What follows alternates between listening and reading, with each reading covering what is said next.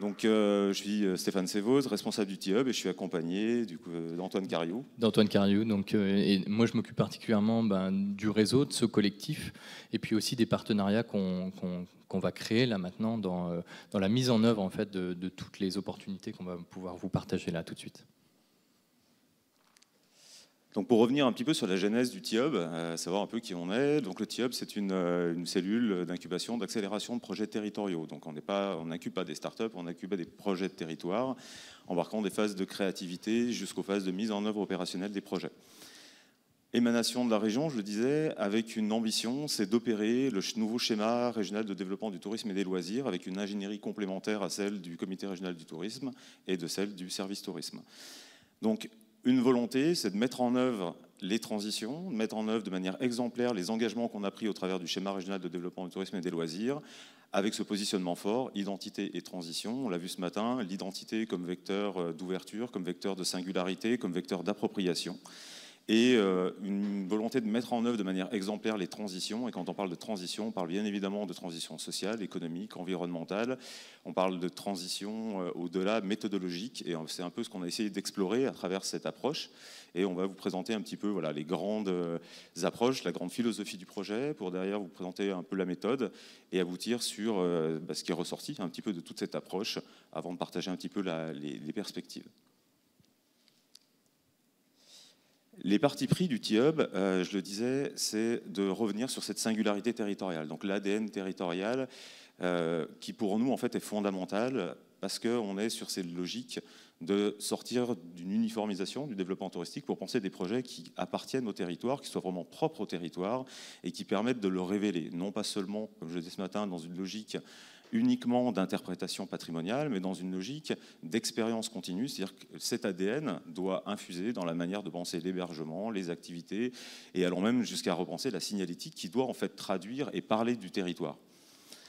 Une deuxième approche qui est fondamentale pour nous, c'est de revenir aussi aux usages. Donc quand on parle des usages, ce sont ceux de l'ensemble des protagonistes. Donc on parle bien évidemment des itinérants, puisqu'on parle d'un projet d'itinérance, mais au-delà de ça, c'est d'ouvrir le champ à l'ensemble des parties prenantes et bien évidemment des habitants qui doivent être les premiers bénéficiaires des développements qu'on va consentir.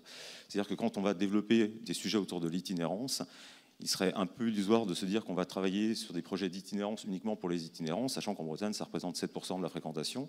Donc c'est comment on arrive à penser des développements complètement inclusifs qui vont servir au-delà des itinérants d'autres cibles que sont les habitants, les séjournants, les excursionnistes.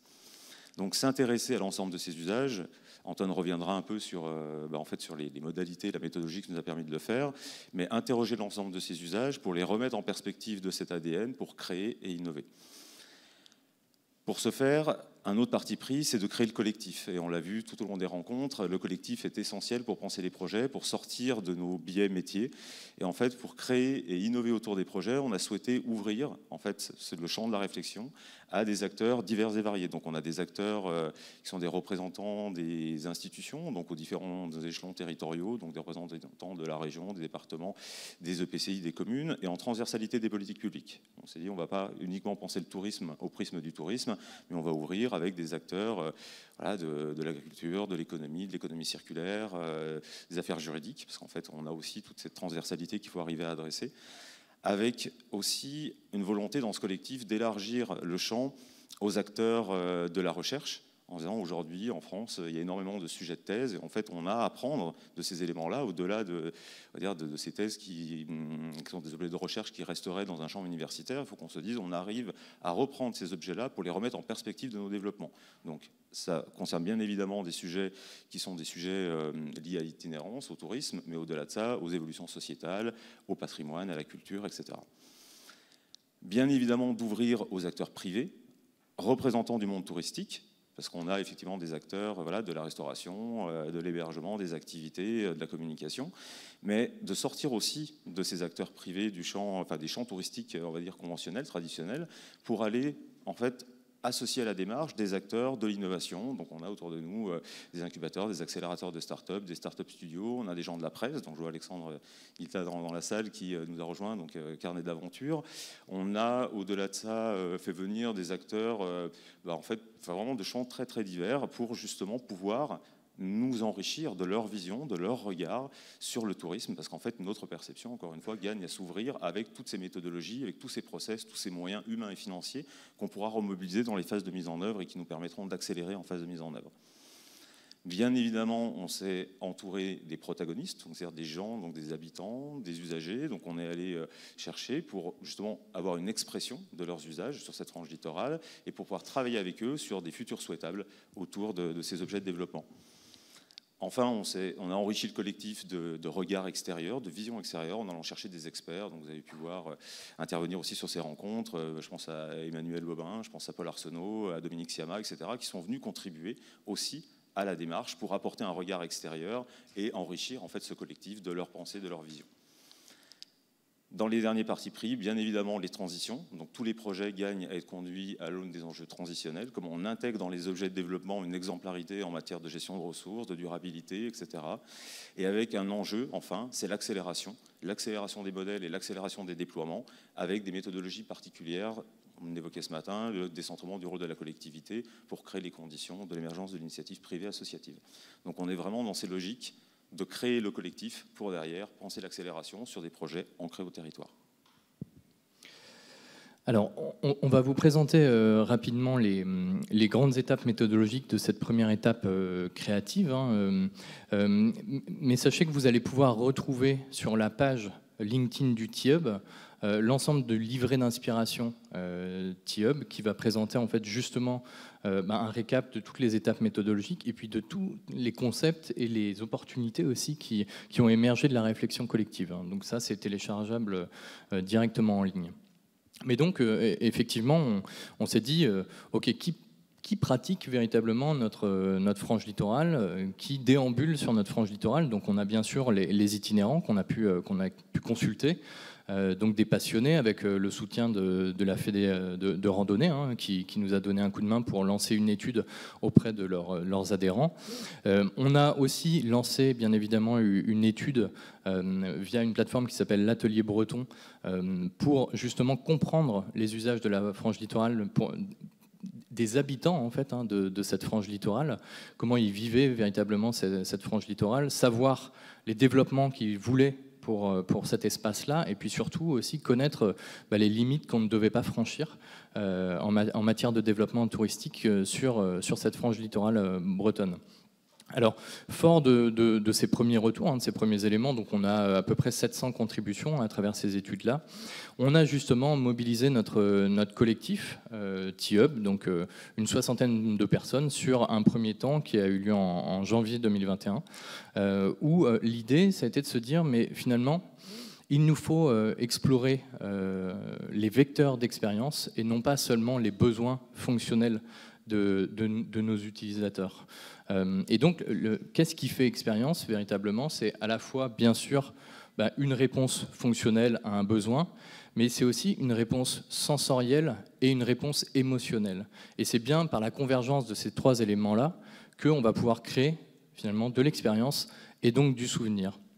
Et donc, sur ce temps-là, à travers des récits d'itinérants, on est allé explorer en fait toutes les dimensions de l'activité. Alors bien sûr la randonnée elle-même, mais bien évidemment tout ce qui a trait à la restauration, à l'hébergement, aux mobilités, et puis tous les enjeux d'information et de communication qu'on va trouver autour de cette activité. Donc ça c'est symbolique, mais vous la retrouverez également sur la page LinkedIn. Mais c'est la carte en fait de ces besoins avec au centre justement les besoins émotionnels, et plus on va vers l'extérieur, plus on retrouve les besoins effectivement fonctionnels en passant par le sensoriel, et cela dans les grandes dimensions attachées à l'activité.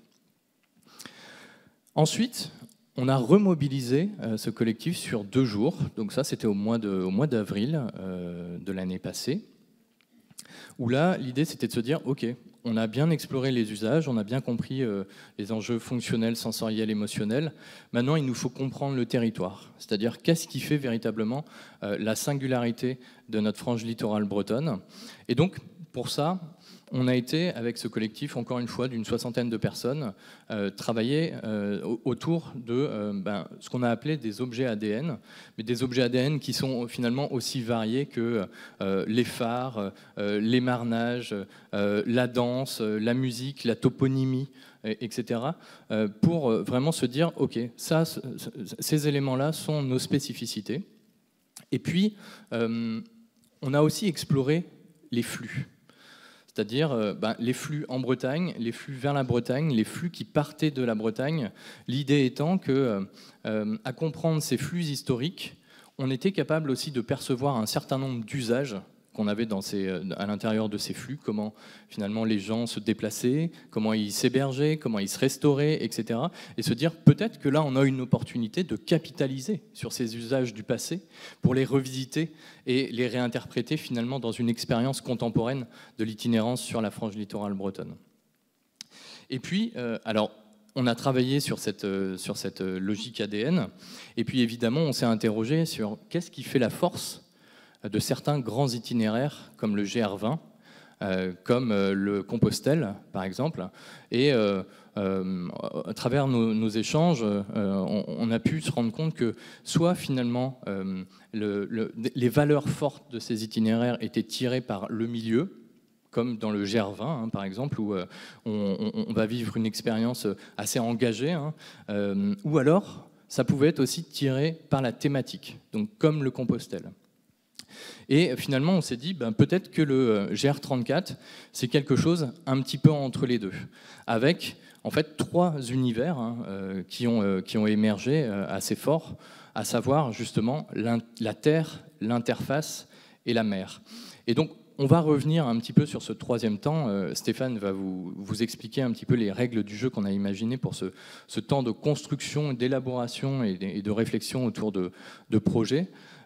Mais l'idée, véritablement, à cet endroit-là, c'était qu'on puisse croiser à la fois les besoins, donc fonctionnels, sensoriels, émotionnels, et l'ADN, la singularité du territoire breton, pour imaginer des réponses.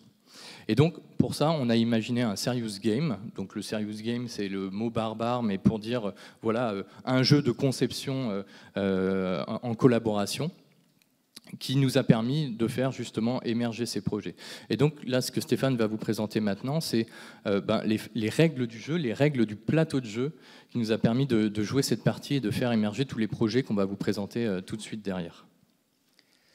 Donc effectivement, ce qu'on s'est aperçu quand on a un peu relié ces différents objets ADN, c'est que quelque part, on pouvait les classer en fait par espace.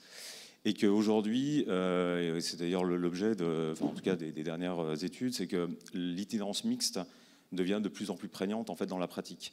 Donc là où nous, on avait une force à jouer, c'était justement sur un jeu entre 3 espaces, entre la terre, l'interface et la mer, qui caractérisait en fait le littoral breton. On avait donc une propension à proposer en fait une aventure unique sur cette frange littorale bretonne, avec d'un côté une terre qui permettait d'avoir une aventure simple, sereine, accessible, parce qu'on est dans un milieu qui est assez anthropisé, mais au regard de l'expérience, on pouvait se dire que en fait, ça pouvait poser problème, parce qu'en fait, on a des gens qui partent faire de l'itinérance, qui eux cherchent de l'aventure. Et on disait, plus on décale vers la mer, et en fait, plus on peut être générateur d'aventure. Donc si on croise ça avec l'itinérance mixte, en fait, ça prenait son sens. En regroupant les objets, on s'est aperçu que cette possibilité de proposer une aventure unique en dosant le niveau d'expérience, on pouvait encore plus la singulariser par espace. Et on s'est dit, la Terre, elle est caractérisée par son accessibilité. Je disais, un milieu qui est anthropisé, donc très sécurisant. On sait qu'on peut sortir très rapidement du GR. Pour des néo-pratiquants, ça peut être quelque chose d'assez intéressant.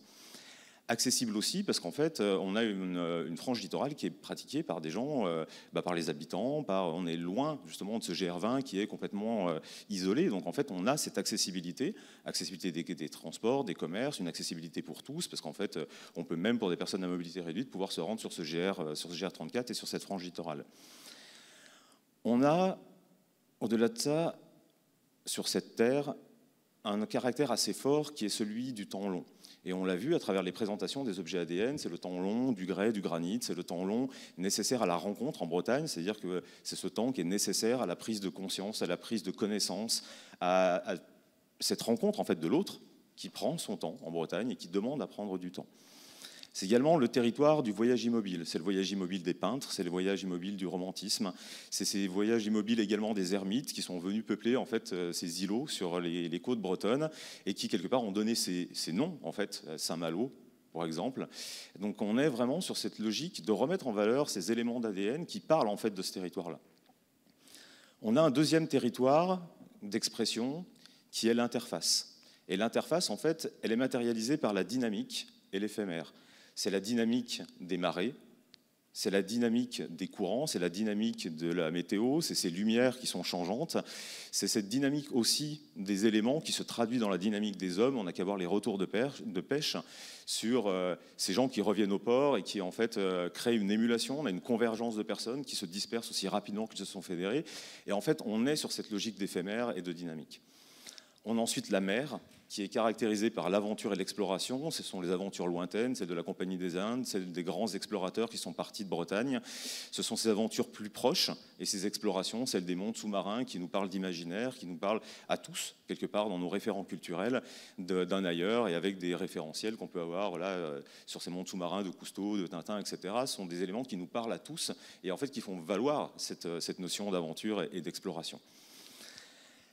Au-delà de ces territoires d'expression, on avait des grandes règles qui étaient un peu transversales et qui caractérisaient cette côte bretonne, et en fait qui étaient un peu fédérées sous un terme qu'on a emprunté à Edgar Morin, qui est le terme de reliance. C'est la reliance entre les espaces, c'est la reliance entre les époques, et c'est la reliance entre les hommes. Reliance entre les espaces, c'est la notion de double sens. Et en fait, ça a été exprimé à travers toute la démarche de recensement de l'ADN. C'est ce double sens, c'est le regard du terrien et le regard du marin. C'est-à-dire que pour des pêcheurs, en fait, ce n'est pas forcément l'entrée au port qui est l'image d'Épinal, mais c'est potentiellement le départ. C'est le double sens qu'on retrouve dans la toponymie. Je parlais ce matin du Finistère, en français, la fin des terres, en breton, la fin est un commencement. C'est ce double sens qu'on retrouve en fait à la fois de manière très prégnante et à la fois de manière très induite dans les expressions. Ce double sens, il est intéressant à travailler en fait, sur le plan touristique, parce qu'en fait, c'est aussi le double sens, c'est-à-dire qu'on peut découvrir la côte de manière complètement différente quand on est à terre et quand on la voit depuis la mer. Et en fait, il y a cette découverte et cette redécouverte qu'on peut inviter on peut inviter en fait, l'ensemble des gens qui vont venir sur notre frange littorale à découvrir. C'est la diversité. La diversité est une diversité qui est forte en Bretagne, parce qu'en fait, cette diversité, on l'a avec une alternance qui est très rapide. C'est-à-dire qu'on a des paysages qui sont complètement différents, qui sont complémentaires. On va passer en fait des éléments très de la pierre sur la destination qui est après le Saint-Malo et du Mont-Saint-Michel, avec entre le Mont-Saint-Michel, les cités corsaires, Saint-Malo, etc. On va passer derrière sur la baie de Saint-Brieuc avec des espaces qui sont des espaces beaucoup plus naturels, où en fait on a un engagement qui est très très fort sur cette destination, d'un accueil, des valeurs d'accueil, etc. On a cette diversité qui continue sur la côte de Granit-Rose, sur côte de Granit-Rose Ben Morlaix, avec une géologie particulière. On arrive sur Brest avec ses côtes déchirées, on redescend sur la Cornouaille avec des plages, on arrive dans le golfe du Morbihan avec sa spécificité, etc. Donc en fait, on a cette diversité, mais cette diversité, elle s'exprime même dans les paysages et dans cette dynamique des paysages qui fait qu'en fait, le paysage que vous verrez à un moment ne sera pas le même 2 heures après. Et donc cette diversité, on gagne à la faire valoir et à la valoriser.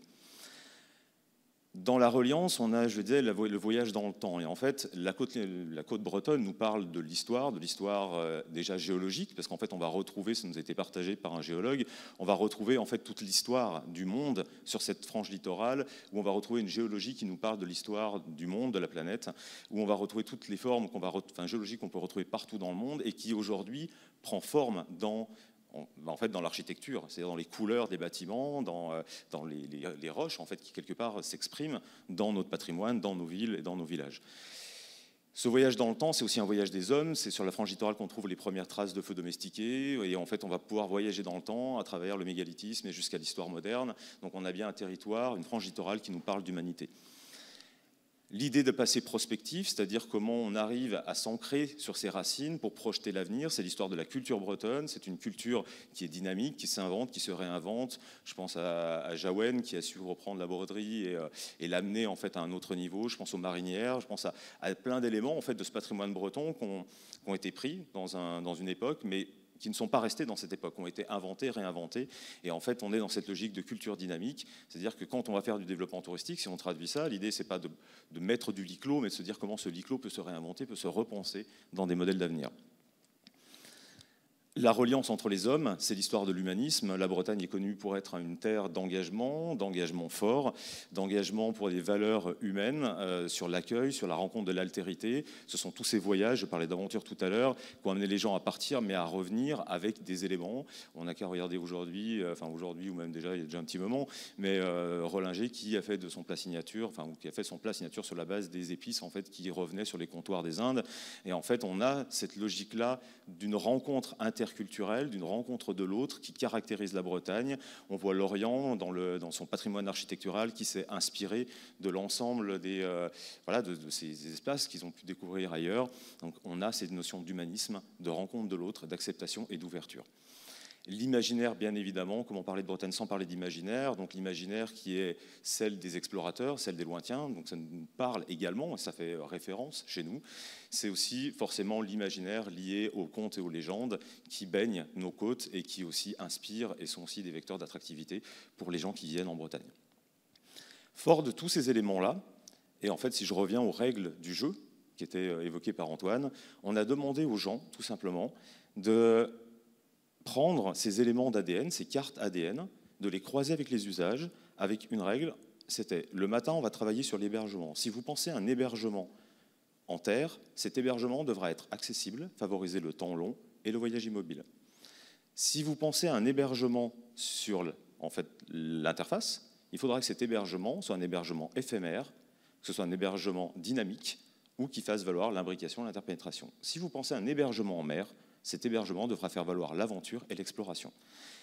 Et on a décliné comme ça sur tous les champs, sur l'activité, la signalétique, on a décliné sur la restauration, on a décliné sur l'hébergement, etc. Et donc en fait l'idée c'était de se dire, travaillons des objets singuliers, faisons en sorte que cet ADN, comme je disais tout à l'heure, au-delà de l'interprétation, devienne la matière première qui nous permette de penser nos objets de développement touristique sur nos territoires.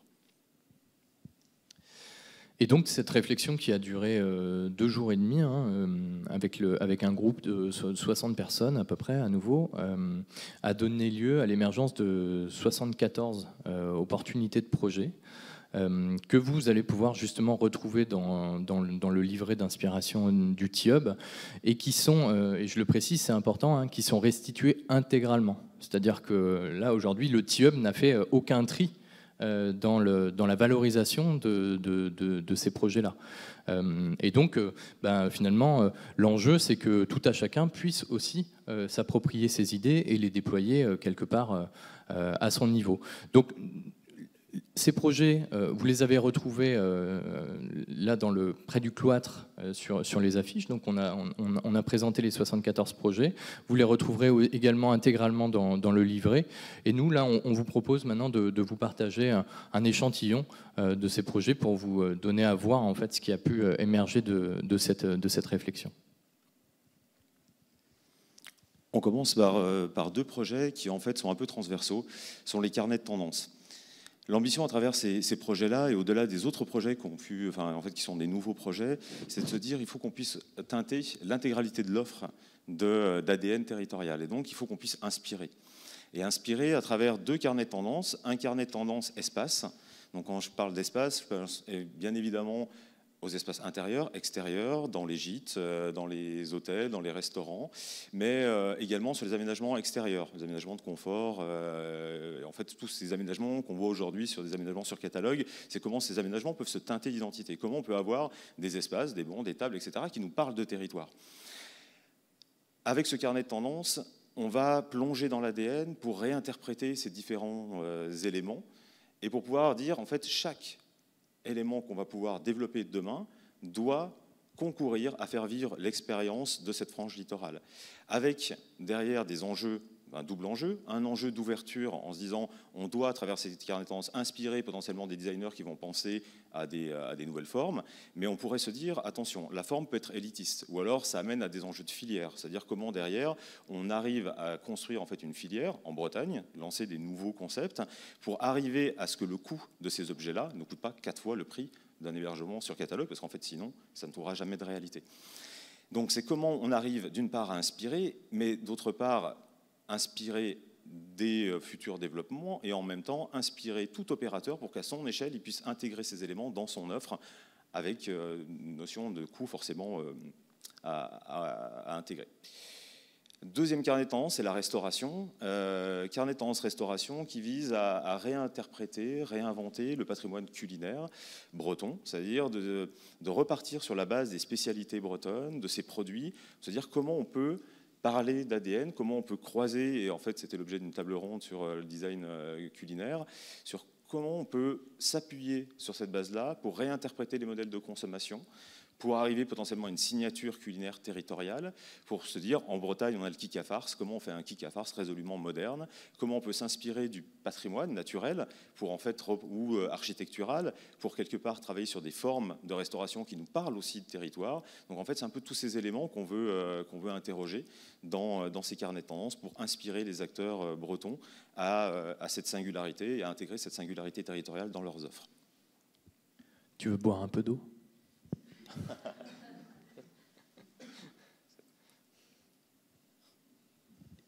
Merci.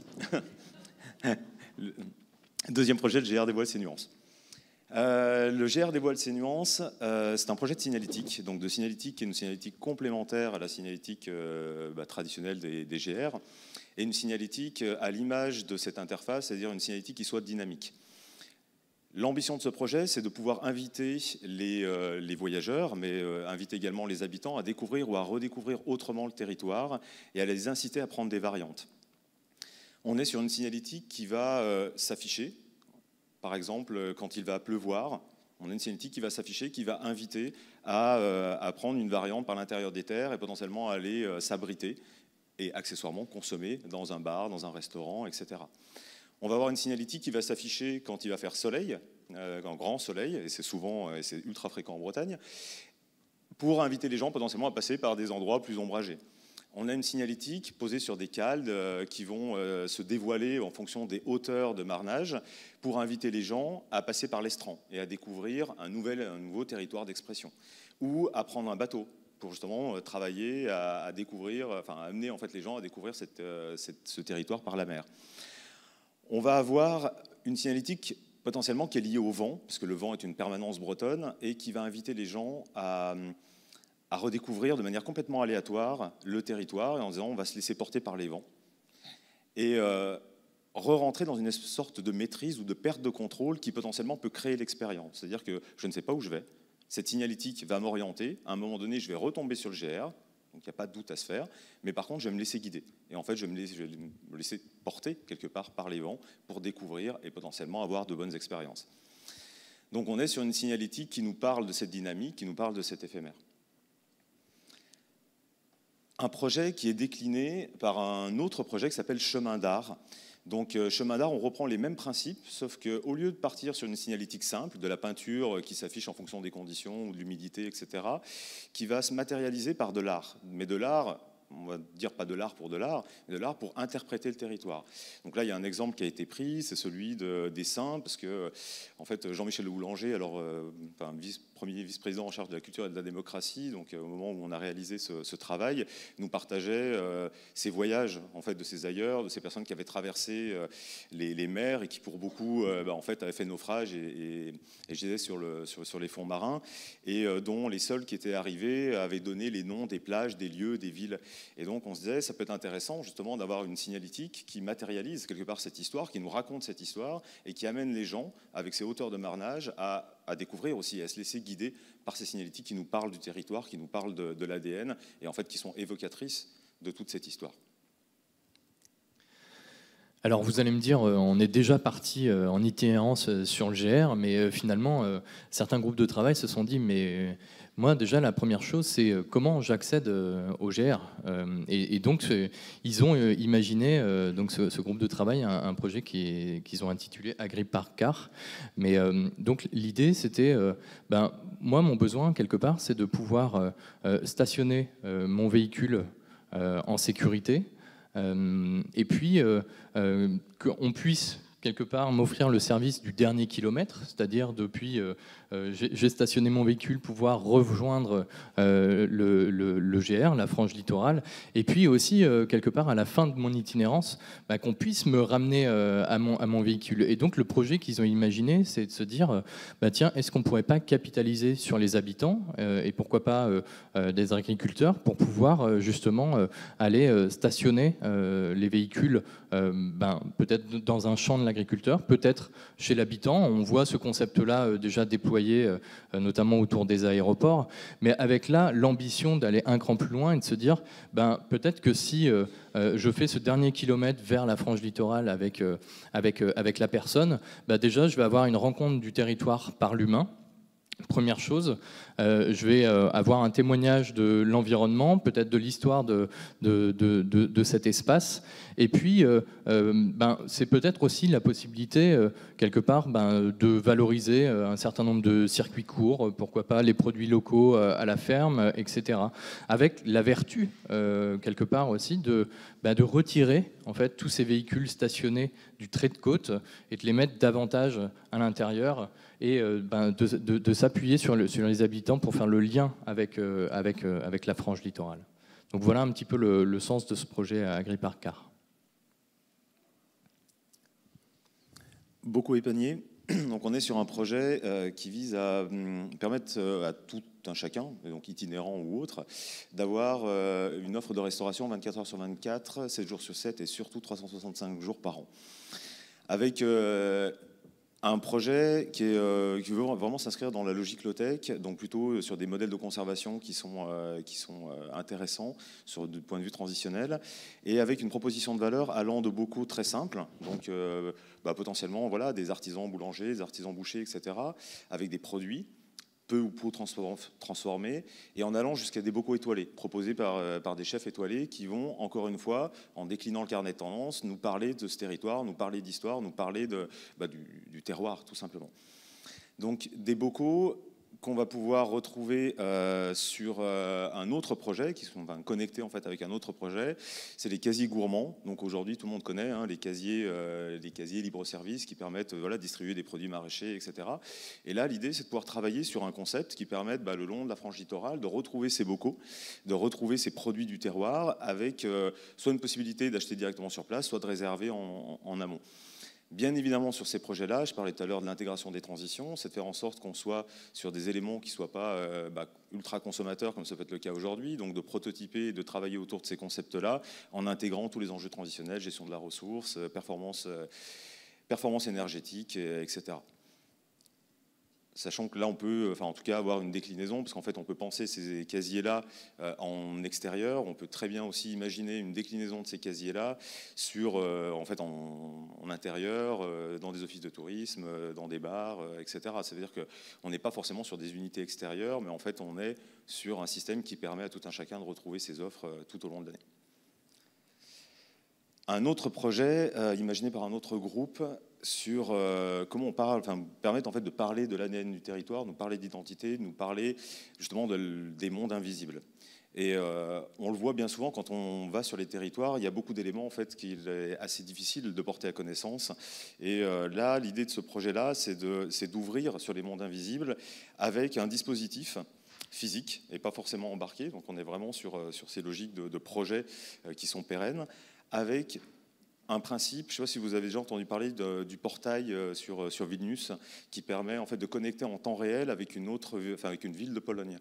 Et l'idée en fait, c'est de créer cette rencontre sur l'ouverture. Donc la Bretagne a toujours été en fait une terre ouverte sur le monde. On voit la Bretagne a des connexions un peu partout. C'est la Compagnie des Indes, ce sont bien évidemment les Terres Nova, ce sont les liens avec la Mauritanie, etc. Donc la Bretagne, la plus grande diaspora française, est un peu partout. Et en fait, l'idée, c'est de se dire, ces liens avec le monde, cette ouverture au monde de la Bretagne, il faut qu'on la porte à connaissance. Et donc, à travers ces dispositifs, c'est de favoriser cette rencontre, donc ça revient sur les valeurs d'humanisme, avec l'altérité, avec l'autre, en ouvrant des portails en lien avec ces territoires partout dans le monde avec lesquels la Bretagne a été ou est encore en lien, et permettre à des gens, en fait, de parler en temps réel. Au-delà de ça, c'était d'imaginer un dispositif qui permet de montrer cet ancrage historique de la Bretagne au monde, et d'avoir un curseur qui permette, en fait, de repartir dans le passé, et de se dire, mettons-nous sur le port de Saint-Malo, remontons au XVIe, XIVe siècle, etc., de la Compagnie des Indes, ou d'autres voyages vers l'ailleurs, vers les Terre-Neuva, etc. Et sur ce portail, sur ce deuxième portail ouvert à l'autre bout du monde, voyons l'arrivée en fait, de ces navires dans les ports ailleurs de cette époque. Donc on met la couche interprétative en plus de cette couche en fait en temps réel. En même temps, ce curseur qui remonte le temps, ça permet de voir toute la dynamique des éléments. C'est-à-dire qu'on va pouvoir remonter 1 heure, 2 heures, 3 heures en amont, et donc de voir ces différences de hauteur de marnage. On va pouvoir remonter encore plus loin dans le temps et de se dire, au même endroit, il y avait une tempête. Et donc ce territoire et cette dynamique qui s'exprime, qu'on peut voir en temps réel, en fait, elle a une expression ultra forte, et montrons-la, donnons-la à voir.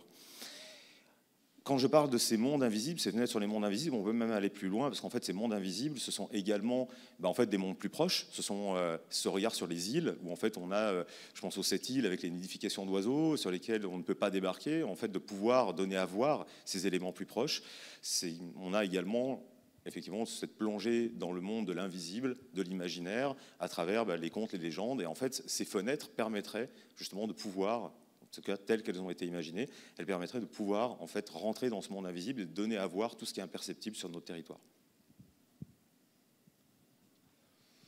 Alors maintenant, je vais vous présenter le projet Les Casiers du GR, où là, l'idée de ce projet-là, c'est finalement de matérialiser un petit peu cette alternance entre l'itinérance terrestre et puis finalement le déplacement aussi en mer. Comment on est capable de passer d'un regard de terrien sur la mer à un regard de marin sur la terre, et de matérialiser vraiment cette différence-là. Et l'idée, c'était aussi de pouvoir faciliter un petit peu le suivi de la frange littorale en coupant certains petits estuaires, certaines petites baies, et cela de manière autonome. Donc ce qui a été imaginé, capitalisant sur un projet qui a déjà été initié par la région Bretagne, le projet Nautique Libre, c'était de mettre en place finalement une sorte de casier sur une remorque où on pourrait retrouver du matériel nautique, donc à la fois des kayaks, peut-être des stand-up paddle, et qu'on puisse de manière autonome venir réserver son support, tout simplement avec son smartphone, venir ouvrir un des espaces de la remorque, récupérer son matériel, enfiler sa combinaison, surtout hors saison, et puis finalement prendre la mer pour aller franchir cet estuaire, franchir cette petite baie et découvrir finalement l'itinéraire depuis la mer. Et ça, on peut l'imaginer en autonomie. Donc, alors bien sûr, ces casiers, on peut les disposer dans des espaces. Donc, ce sont des structures qui ont été imaginées très légères, donc plutôt sur des remorques ou des containers mobiles. Donc, pouvoir les disposer dans des espaces finalement où on n'a pas de service, mais on pourrait aussi imaginer les disposer dans des centres nautiques, dans des campings, là où les personnes n'ont pas forcément envie de positionner quelqu'un qui va assurer en fait la logique de location et tout ça. Donc de vraiment penser le concept en autonomie. Et finalement, on l'adosse à un autre projet, qui sont les traversées accompagnées, où là on pourrait se dire ça a aussi quand même une sacrée valeur de pouvoir être guidé en mer par un centre nautique par exemple, qui va nous accompagner, qui va nous raconter l'histoire de ce territoire-là, avec justement tout ce qui fait sa spécificité maritime. On parlait des marnages, on parle des courants, des écueils, comprendre un petit peu les balises, comprendre qu'aujourd'hui la houle vient du sud-ouest, etc. Et puis quelque part pour ce centre nautique se dire de l'autre côté de cette petite baie je vais retrouver ce casier, et donc je vais pouvoir stocker mon matériel dedans et puis le réacheminer le soir venu par voie de terre. Donc voilà un petit peu le concept de ces projets-là. Alors les dîners secrets du GR, donc une fois qu'on a bien ramé, on a envie de se restaurer, on est en fin de journée, et donc l'idée elle est assez simple, et elle a déjà été mise en œuvre dès l'été dernier sur le territoire, et notamment dans le Nord Finistère. Mais l'idée c'est de se dire est-ce qu'on peut pas marier finalement restauration Donc la prestation de restaurateur, de chef, et puis justement des espaces véritablement insolites sur le littoral. Alors bien sûr, on est sur des dispositifs éphémères. Hein. Là encore, on ne veut pas laisser de traces et avoir un impact le moins important possible, mais justement de pouvoir faire vivre cette expérience des dîners secrets du GR, où on viendrait le soir chez le restaurateur et puis il nous dirait en fait, c'est pas là que ça va se passer. Suivez-moi, et puis de nous mettre à table, finalement, sur un espace véritablement insolite, peut-être connu que des habitants, des locaux, et de faire découvrir cette expérience-là. Alors, ça fait écho à ce projet-là, hein, qui a déjà vu le jour aussi, mais c'est déguster les savoir-faire en mer. Donc là, on a mis une plate ostréicole, mais l'idée, ça serait de se dire, oui, on peut peut-être prendre un bateau du patrimoine, prendre le large, et puis déguster finalement un dîner de produits de la mer, de produits locaux, accompagnés des restaurateurs, et puis aussi peut-être des producteurs qui vont venir nous parler de leur métier, de leur savoir-faire, nous partager quelque part leur passion. Alors là, maintenant, on a bien mangé, il faut se reposer, forcément. Et donc, le projet part du principe assez simple, c'est que parfois, le long du littoral breton, on peut avoir des carences d'hébergement à certains endroits. Et puis, on peut avoir aussi la problématique d'avoir une difficulté de réserver aussi à la nuitée. Et donc là, l'enjeu, c'était de se dire, est-ce qu'on ne pourrait pas capitaliser sur des structures légères? Donc le choix s'est porté sur le container, parce que en fait, ce container, il fait complètement écho à l'univers des ports, en Bretagne et ailleurs. Hein, et du coup, de se dire, on pourrait peut-être avoir ce type de dispositif, donc des containers où on pourrait justement s'héberger, pouvoir aussi se doucher, avoir un certain nombre de commodités. Là encore, des structures légères, mobiles, avec peu d'emprise, et de se dire, oui, on est capable de mailler le littoral breton avec ce type de dispositif, et on est capable aussi d'offrir une expérience qui est singulière. Hein. En Bretagne, on a un port tous les 20 km. Donc ça, c'est le fruit de la géologie et de l'environnement particulier de la Bretagne. Mais néanmoins, c'est quand même une sacrée opportunité de faire découvrir ces univers du port avec justement tout son écosystème, donc de la plaisance, mais aussi justement des savoir-faire et puis de toutes les filières qui viennent s'accoster dans ces espaces-là. Alors évidemment, donc là vous voyez, il y a quelques déclinaisons qui ont été imaginées. L'enjeu, c'est bien sûr de pouvoir travailler sur ces projets de containers dans des logiques de transition, donc de sobriété énergétique, d'autonomie, etc., etc. Donc voilà un petit peu le concept d'hébergement en container. Voilà, et donc ça c'est une nuit au port. Donc on place notre container dans le port. On pourrait imaginer peut-être dans certains ports, sans doute pas partout, mais qu'on puisse retrouver aussi un certain nombre d'hébergements à bord. Parce que voilà, on a des bateaux en Bretagne qui, dans les ports, dont certains ne bougent pas beaucoup. Hein, et du coup, c'est l'idée de se dire, pourquoi pas avoir des hébergements flottants à cet endroit-là. Et puis, un port, comme je vous l'ai dit, c'est un écosystème. Donc, on va retrouver toutes les commodités, des conciergeries. Et tout ça, ça peut être géré tout simplement par les capitaineries, en fait, en réalité. Donc, voilà comment le dispositif a été imaginé. C'est encore à moi. Je vois un coup. Alors, ce projet de vaisseau amiral poisson pilote, il rejoint un petit peu il est dans la même logique de finalement vivre une expérience à terre en itinérance, mais aussi de pouvoir prendre la mer ponctuellement et puis de faire se rencontrer deux mondes, hein, le monde des itinérants, pourquoi pas des habitants, des visiteurs, hein, et puis aussi finalement le monde des plaisanciers.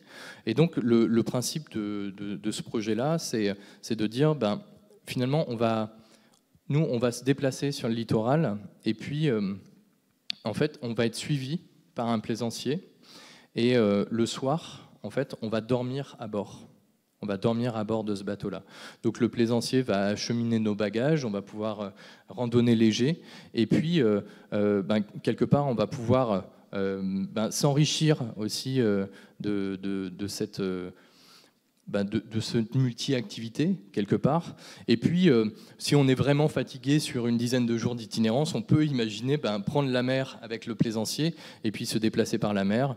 Et donc, l'idée, c'était qu'en fin de séjour, en fin de randonnée, pouvoir reprendre la mer et revenir à son point de départ et finalement découvrir complètement le trait de côte, là, mais vu de la mer, véritablement. Voilà, et donc le projet Voile coopérative, il fait un petit peu écho au projet que je viens de vous présenter. Mais l'idée, c'est que effectivement, les itinérants peuvent se dire nous, on a envie de vivre une expérience insolite, donc de prendre la mer le temps d'une étape, ou alors tout simplement aussi pour couper des étapes. On voit qu'en Bretagne, la côte est très découpée. Parfois, on peut se dire en une journée de mer, finalement, on va passer 3, 4 étapes, même à certains endroits, en itinérance pédestre, donc pour varier justement les environnements dans lesquels on va évoluer. Et donc là, cette voile coopérative, l'idée de ce projet, c'est, alors via une application, un service numérique, c'est pas tout à fait défini, mais c'est de pouvoir mettre en relation des itinérants qui ont envie de prendre la mer avec des voileux bretons qui n'ont pas forcément d'embarcation, mais qui vont pouvoir s'appuyer, eux, sur des propriétaires de bateaux, avec des bateaux qui bougent peu, parce qu'on sait que un grand nombre de bateaux dans les ports bretons sortent une fois, 2 fois à l'année seulement, et qu'il y a sans doute une valeur d'usage à développer quelque part à cet endroit-là. Et donc, voilà, ça fait vivre une expérience à l'itinérant, ça fait pratiquer sa passion au voileux qui, lui, n'a pas d'embarcation, mais qui malgré tout sait naviguer, connaît très très bien l'environnement. Et puis il y a peut-être un modèle économique à imaginer pour ces propriétaires de bateaux qui, quand ils ne l'utilisent pas, n'est qu'un centre de coût, quoi, finalement. Donc voilà un petit peu l'idée de cette voile coopérative. Bon, on ne s'est pas complètement posé la question de la faisabilité de tout ça, mais néanmoins, en tout cas, en termes d'expérience et la projection qui en a été faite, elle est assez sympathique et vertueuse, on va dire.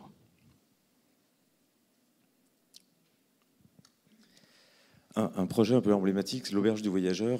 Donc là, on est sur un projet d'hébergement à terre, donc là où les hébergements éphémères en container étaient sur l'interface. Donc si on reprend là les règles du jeu qu'on énonçait précédemment, là on est sur l'hébergement en terre. Donc un hébergement qui fait valoir le temps long, le voyage immobile et bien évidemment l'accessibilité de la rencontre. Plus qu'un hébergement qui propose de la nuitée, l'idée c'est plutôt de travailler sur un concept qui propose dans ces espaces communs une rencontre en fait avec les habitants. Donc on disait c'est la rencontre, c'est le temps long nécessaire à la rencontre culturelle et à s'intéresser à cette culture.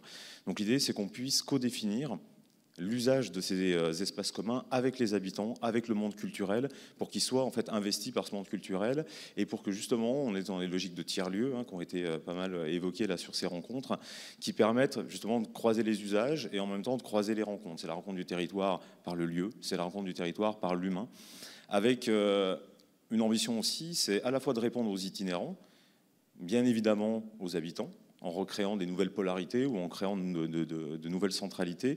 Mais au-delà de ça, de favoriser aussi la rencontre du territoire par l'humain avec des services qui répondent aussi à d'autres pratiquants.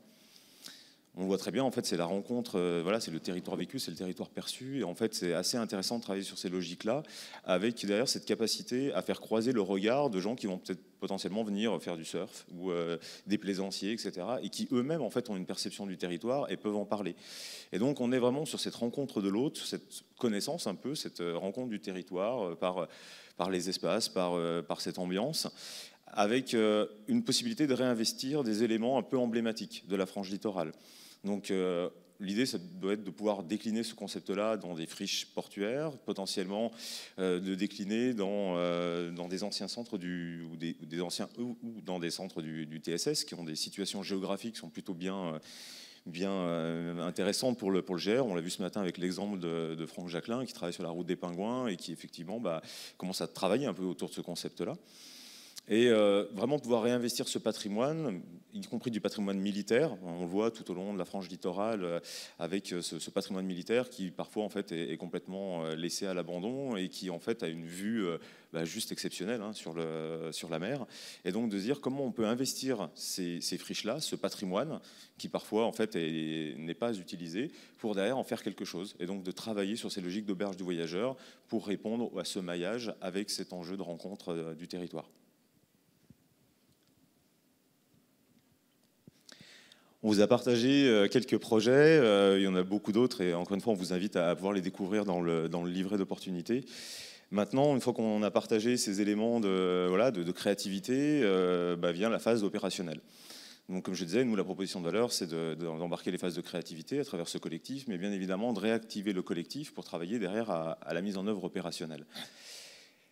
Là, vous l'avez vu, à travers la nature des projets qu'on vous a présentés, il y a diverses natures de projets. On a des projets qui sont des produits touristiques. Et en fait, là, quelque part, à travers le porté à connaissance, et on invite en fait tous les acteurs du tourisme, les offices de tourisme, les acteurs pros, à diffuser ces informations-là, pour qu'en fait, des acteurs sur les territoires puissent s'en emparer. C'est-à-dire que voilà, les dîners secrets du GR, n'importe quel chef peut le mettre en place à son échelle. Et en fait, on n'a pas forcément besoin d'un accompagnement de la collectivité ou autre, en fait, pour pouvoir mettre en œuvre ce genre de projet.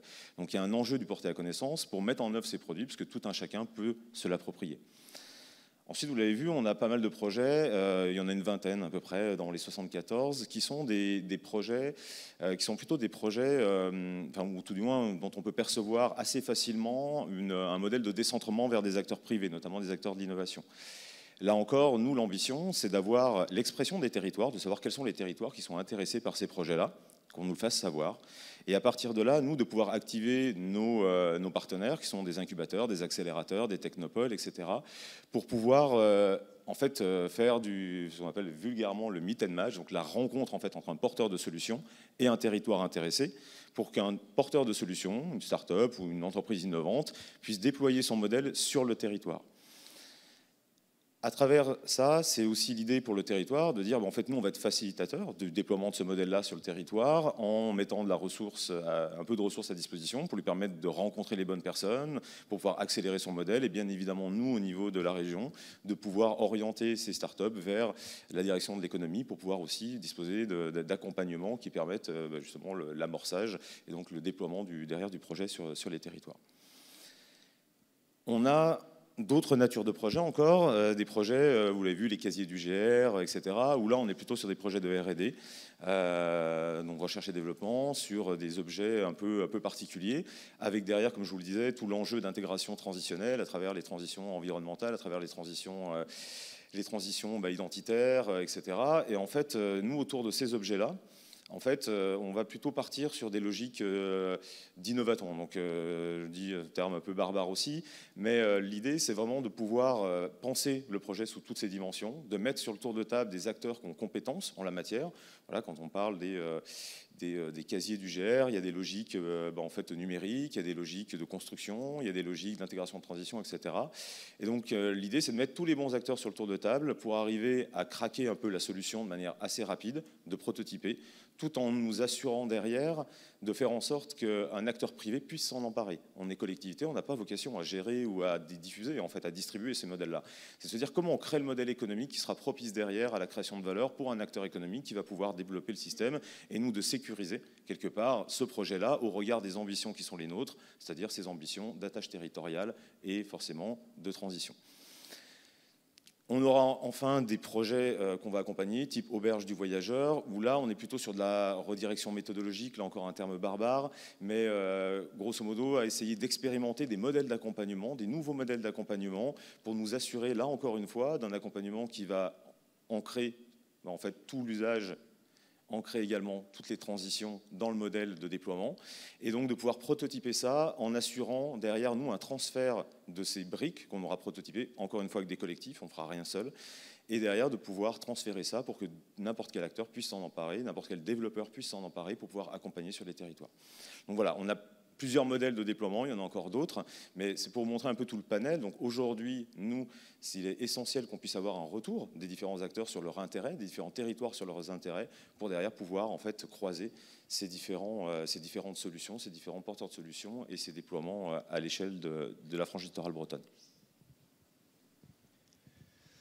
Alors, on a quelques questions. Donc, on nous pose la question de comment les acteurs territoriaux et socio-professionnels porteurs de projets vont-ils s'emparer de toute cette matière de manière très concrète. Ben voilà, je pense que ça reboucle un petit peu avec ce que tu as pu exprimer.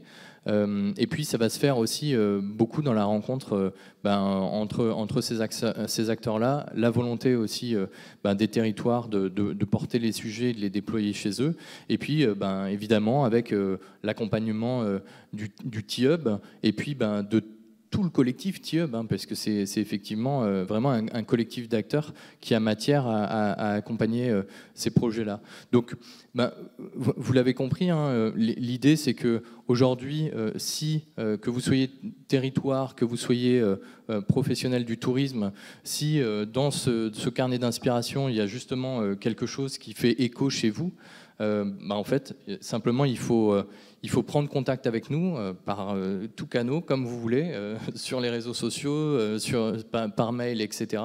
Et puis, pour pouvoir justement s'agréger dans une dynamique collective qui s'engage justement à la mise en œuvre de tel ou tel projet.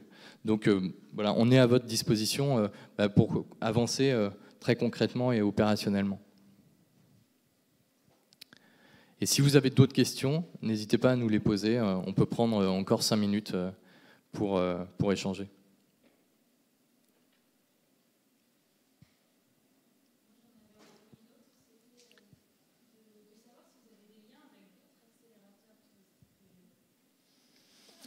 Alors on a des liens, je regarde Emmanuel qui est juste devant, donc Emmanuel Bobin, donc directeur d'Open Tourism Lab. Effectivement, on a des liens avec d'autres acteurs que je n'ai pas forcément évoqués dans le collectif. On a, enfin, si je l'évoquais, mais sans préciser, on a des liens avec d'autres acteurs qu'on a intégrés à la démarche, justement pour avoir des regards extérieurs au territoire breton sur nos objets. Donc effectivement, Open Tourism Lab fait partie du collectif, la mission Tour du Louvre-Lens aussi, donc avec Ludivine Solin que vous avez pu voir sur les rencontres. On a des liens également avec la French Tech, donc sur des incubateurs qui ne sont pas verticalisés, mais qui sont plus généralistes, avec les Technopoles, avec Village BICA, qui ont participé aux phases de création, enfin aux phases de créativité. Donc en fait, tous ces incubateurs, tous ces accélérateurs, en tout cas, on les a autour de nous. Forcément, MT Lab, avec Paul Arsenault, vous avez vu aussi, avec qui on échange. Donc on est en lien en fait avec tout l'écosystème national autour de ces objets, en tout cas d'innovation sur les verticales tourisme. D'autres questions peut-être? Une autre question? Il nous reste 2 minutes. Non, c'est bon? Écoutez, en tout cas, merci beaucoup pour votre attention. Et puis, on vous souhaite une très belle fin d'après-midi. Et puis, bien sûr, on reste à votre disposition. Avec plaisir. Merci.